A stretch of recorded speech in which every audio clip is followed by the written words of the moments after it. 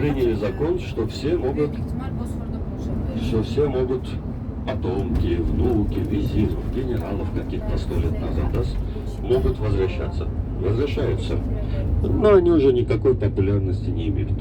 Ну что он внук султана, ну это уже 100 лет прошло уже. Ну, только вот Эрдоган это разрешил. Мустафа Кемаль закрыл все духовные школы. Он стал открывать современные школы. Да, вот эти медресе все закрыл. Ему надо было поймать уровень Запада 20 века, чтобы образование государственное, да, чтобы современное образование это стал делать. Потом Мустафа Кемаль отказался от арабской вязи, потому что турки во время Османской империи говорили на турецком, но писали по-арабски. Мустафа Кемаль сказал, что это не подходит нам, потому что мы угрофинцы, да, мы Алтай, алтайская группа, арабская это арабская, как бы наше произношение и письменность не совпадает. Он самое, которое совпадает для турецкого языка, посчитал это латынь.